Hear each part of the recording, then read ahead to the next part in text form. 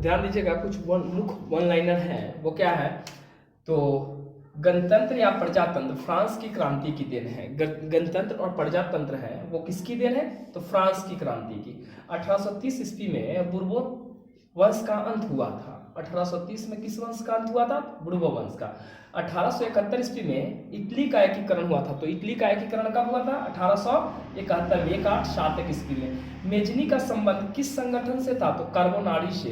Count Kabul को इमेनियल ने किस पद पर प्रस्तावित किया था? तो प्रधानमंत्री के पद पर इन्हें बहाल किया था। काउंट काबूल को किस पद पर रखा गया था? तो प्रधानमंत्री के। जोल्बेरिन व्यापारियों की एक संस्था थी। जोल्बेरिन क्या थी? तो व्यापारियों की एक संस्था। बिस्मार्क रक्त एवं लौह की नीति का अवलंबन किया था। रक्त एवं लौह की नीति का अवलंबन किसने करा था, या नीति किसने शुरू करी थी? तो बिस्मार्क ने करी थी। फ्रैंकफर्ट की संधि 1870 ईस्वी में हुआ था। फ्रैंकफर्ट की संधि कब हुई? 1870 ईस्वी में। वार एंड पीस पुस्तक के लेखक कौन है? तो टॉलस्टॉय की रचना क्या है? War and piece. लेनिन की मृत्यु 1924 ईस्वी में हो गई थी। सब बहुत इंपॉर्टेंट है। 1814 से 15 में वियना सम्मेलन हुआ था। वियना सम्मेलन कब हुआ था? तो 1848 ईस्वी में मेटरनी का पतन हो गया था। मेटरनी का पतन कब हुआ था? तो 1848 ईस्वी में। बात करें 1917 ईस्वी में बोल्शेविक क्रांति हुई थी। कहां पर? तो रूस में। तो बोल्शेविक क्रांति को किस देश से संबंध है? तो रूस से है। कब हुआ था? तो 1917 ईस्वी में। रूस के सम्राट को जार कहा जाता था। NEP अर्थात न्यू इकोनॉमिक पॉलिसी बोले तो नई आर्थिक नीति का अवलंबन या घोषणा किसने किया था? तो लेनिन ने करा था। कब करा था? तो 1921 ईस्वी में। कार्ल मार्क्स का जन्म 5 मई 1818 था। 5 मई 1818 में कार्ल मार्क्स का जन्म हुआ था, जिसका लेखक दास कैपिटल इन्होंने ही लिखा था। दास कैपिटल के लेखक कौन है? तो दास कैपिटल के लेखक मार्क्स हैं, कार्ल मार्क्स हैं। रूस में अच्छा दास कैपिटल का दूसरा नाम क्या है? तो समाजवादियों का बाइबल कहा जाता है दास कैपिटल को।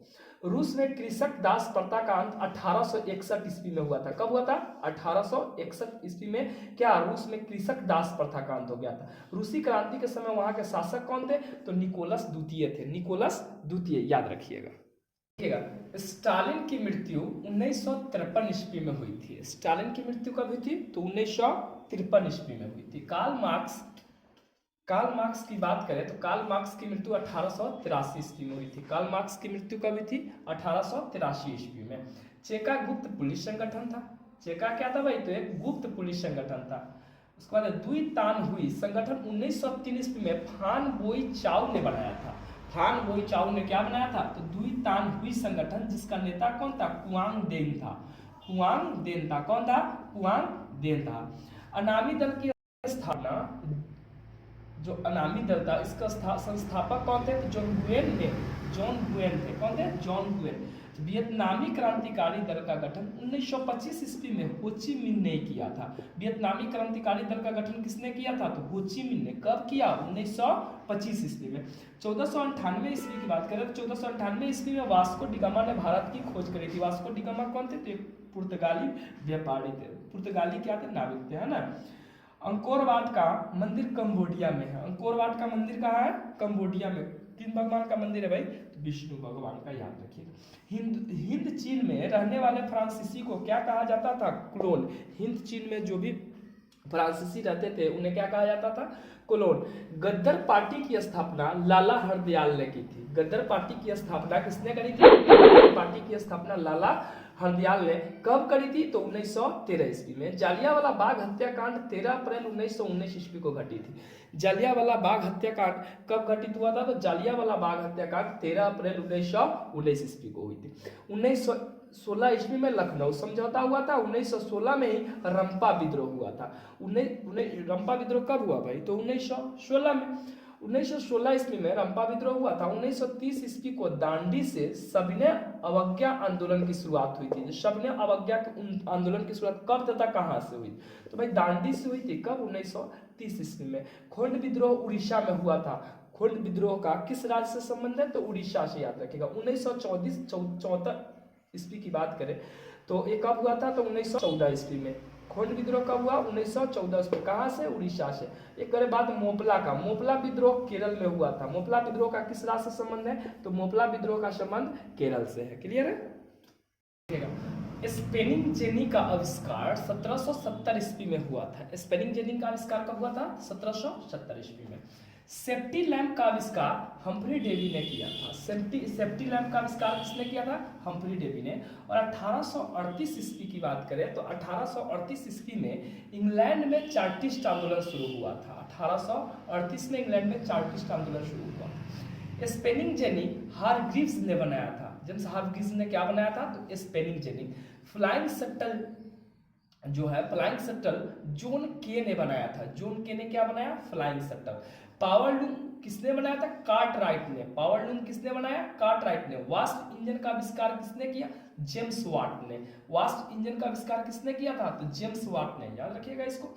1915 ईस्वी में बिहार बंगाल से अलग हुआ था। बिहार बंगाल अर्थात बिहार और उड़ीसा एक साथ ही बंगाल से अलग हुआ था। कब? 1912 ईस्वी में। उस समय बिहार का राजधानी कहाँ था? पटना था। लंदन में अनिवार्य प्राथमिक शिक्षा कब से लागू हुआ? तो 1870 ईस्वी में लंदन में अनिवार्य प्राथमिक शिक्षा लागू हुआ था।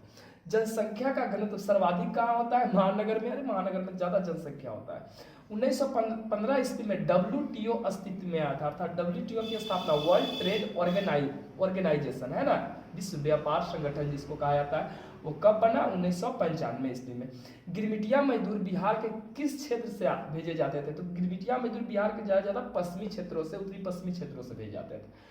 1929 ईस्वी में विश्वव्यापी आर्थिक संकट का आरंभ हुआ था। 1929 से ही विश्वव्यापी आर्थिक संकट शुरू हुआ था। भूमंडलीकरण 1990 के दशक की देन है। भूमंडलीकरण कब शुरू हुआ? 1990 में। और बात करें औद्योगिक क्रांति, इंग्लैंड से शुरू हुआ था। औद्योगिक क्रांति कहाँ से शुरू हुआ? इंग्लैंड से। और विश्व बैंक की स्थापना कब हुई थी? 1944 ईस्वी में। विश्व बैंक की स्थापना कब हुई? 1944 ईस्वी में। याद रखिएगा।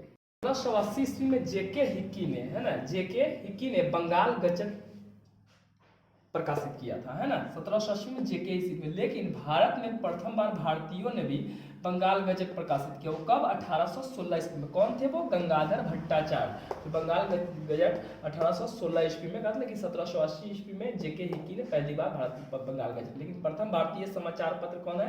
तो बंगाल गजट। और जिसको किसने प्रतिपादन किया? गंगाधर भट्टाचार्य ने। कब किया? तो 1816 में। आपको याद रखना होगा। यंग इंडिया का प्रतिपादन महात्मा गांधी ने करी। यंग इंडिया पत्रिका का प्रतिपादन किसने करी? महात्मा गांधी ने। गुटेनबर्ग जर्मनी के थे। इन्होंने ही पहली बार बाइबिल की छपाई की थी और इन्होंने पहली बार छापाखाना बनाई। रूसो फ्रांस का दार्शनिक था। यह रूस का नहीं था। रूसो कहाँ का दार्शनिक था? तो फ्रांस का था। मुद्रण की शुरुआत चीन से हुई थी। सर मतलब छपाई कहाँ से शुरू हुआ भाई? तो चीन से हुआ था। बॉम्बे क्रॉनिकल का संपादन फिरोज शाह मेहता ने किया था। बॉम्बे क्रॉनिकल जो है उसका संपादक कौन है? तो फिरोज शाह मेहता। ऑब्जेक्टिव में याद रखिएगा। मराठा का संपादक बाल गंगाधर तिलक थे। मराठा का संपादन किसने किया? तो बाल गंगाधर तिलक ने। रूस और जापान युद्ध और रूस और जापान युद्ध 1904 से 5 में हुई थी, जिसमें रूस का बड़ा सेना होता हुए भी रूस पराजित हो गया था। किससे? जापान से। कब? 1904-5 में। अल हिलाल के संपादक मौलाना आजाद थे। अल हिलाल के संपादक कौन थे? तो मौलाना आजाद। पूर्ण स्वराज की मांग 1929 ईस्वी में लाहौर अधिवेशन में की गई थी। पूर्ण स्वराज की मांग किस अधिवेशन में की गई थी? तो लाहौर के में। कब की गई थी? तो 1929 ईस्वी में। याद रखिएगा कहाँ पर हुई थी? तो लाहौर में। आई लाहौर पाकिस्तान में। 1919 ईस्वी में रोलेक्ट एक्ट पारित हुआ था। 1919 ईस्वी में रोलेक्ट एक्ट अर्थात रोलेक्ट एक्ट कब पारित हुआ था? 1919 ईस्वी में। अनवीकरणीय संसाधन है। कोयला कैसा संसाधन है? अनवीकरणीय अर्थात कोयला अगर एक बार जल जाए तो फिर उसको दोबारा नहीं बनाया जा सकता। 200 NM अर्थात न्यूटिकल माइल तक के क्षेत्र अपवर्जक आर्थिक क्षेत्र कहलाते हैं। किसी भी देश का कितने मतलब समुद्र तट से कितने दूरी तक? तो 200 न्यूटिकल माइल तक अपवर्जक आर्थिक क्षेत्र कहलाते हैं। 19.2 किलोमीटर समुद्री क्षेत्र में राजनीतिक सीमा के क्षेत्र तक राष्ट्रीय समता निहित होती है। 19 किसी देश के मान लेते हैं कोई देश है, वहां से कितना दूरी तक? तो 19.2 किलोमीटर तक राजनीतिक क्षेत्र होता है ना। पंजाब में भूमि निम्नीकरण का सबसे मुख्य कारण क्या है? अधिक सिंचाई। काली मृदा का दूसरा नाम रेगुड़ मिट्टी है। रेगुड़ है ना। उसके बाद 96.6%। कुल जल का भाग समुद्र में पाया जाता है। कुल जल का कितना प्रतिशत भाग समुद्र में पाया जाता है? 96.6%। पंडित नेहरू के देश के बांधों को भारत का मंदिर कहा था। पंडित नेहरू भारत का मंदिर किसे कहा था? तो याद रखिएगा, पंडित जवाहरलाल नेहरू भारत के प्रथम प्रधानमंत्री थे। इन्होंने क्या कहा था? तो देश के बांधों को भारत का मंदिर कहा। चरक कहाँ के थे? तो चरक का संबंध भारत से है। चरक का संबंध किस देश से है? तो चरक का संबंध भारत से है। भारत का राष्ट्रीय पक्षी क्या है? तो भारत का राष्ट्रीय पक्षी मोर है। टेक्सोल का उपयोग कैंसर के उपचार में किया जाता है, अर्थात कैंसर के उपचार में टेक्सोल का व्यवहार किया जाता है। डॉल्फिन केवल भारत में पाया जाता है। याद रखिएगा, डॉल्फिन एक ऐसा जीव है जो केवल भारत में ही पाया जाता है। चूना पत्थर सीमेंट उद्योग का कच्चा माल है। सीमेंट उद्योग का कच्चा माल क्या है? चूना पत्थर है। उड़ीसा में सर्वाधिक मैंगनीज उत्पादन होता है। भारत में सबसे अधिक मैंगनीज कहाँ उत्पादन होता है? तो उड़ीसा, बिहार के दक्षिण में है, झारखंड से भी दक्षिण में। हेमेटाइट लॉ अयस्क, अर्थात लॉ अयस्क क्या क्या होता है? हेमेटाइट, मैग्नेमाइट और लिमोनाइट क्या है? हेमेटाइट, तो लॉ अयस्क है। असम में खनिज और तेल का कहाँ है भाई?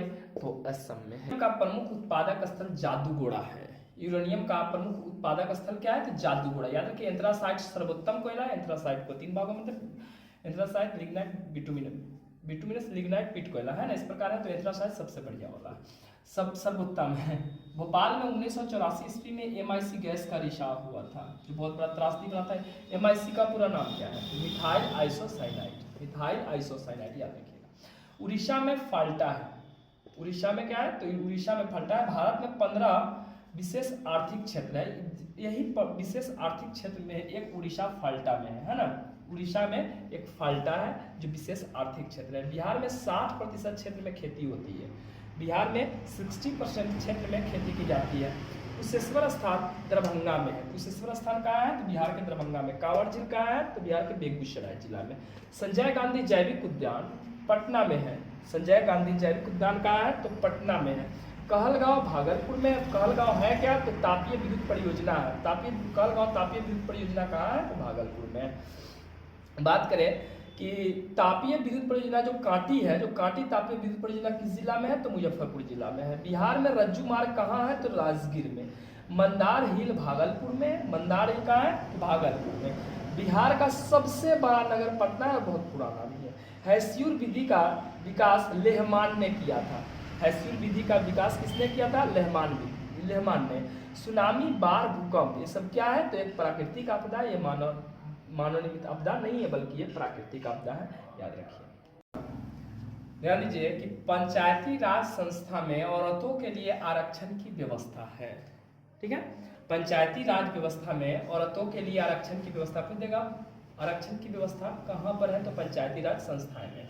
अमेरिका संघ सरकार का उदाहरण है। संघ सरकार का उदाहरण दे तो अमेरिका है। संपूर्ण क्रांति का प्रणेता जयप्रकाश नारायण थे। संपूर्ण क्रांति का नेता कौन थे? जयप्रकाश नारायण। राजस्थान से सूचना के अधिकार का आंदोलन की शुरुआत हुई थी। राजस्थान से सूचना के अधिकार का आंदोलन शुरू हुआ है ना, जो 2005 में सफल हुआ और 2005 में यही सूचना का अधिकार पारित हो गया। श्रीलंका 1948 ईस्वी में स्वतंत्र हुआ था। श्रीलंका कब आजाद हुआ था? 1948 ईस्वी में। लोक जनशक्ति पार्टी एक राष्ट्रीय दल नहीं है, ये क्षेत्रीय दल है। याद रखिएगा, लोक जनशक्ति पार्टी क्या है? तो क्षेत्रीय दल है। ये भाजपा क्या है? भारतीय जनता दल, कांग्रेस, ये सब क्या है? तो राष्ट्रीय दल है। लोकतंत्र जनता के द्वारा तथा जनता के लिए शासन, ये कथन किसका है? तो अमेरिका के राष्ट्रपति अब्राहम लिंकन की है ना। लोकतंत्र क्या है? तो लोकतंत्र जनता के द्वारा जनता के लिए शासन है। किसने कहा था? अब्राहम लिंकन ने। भारत में मिश्रित अर्थव्यवस्था है। भारत में कैसी अर्थव्यवस्था है? तो मिश्रित है। बिहार पिछड़ा राज्य है। बिहार कैसा राज्य है? तो बिहार एक पिछड़ा राज्य है।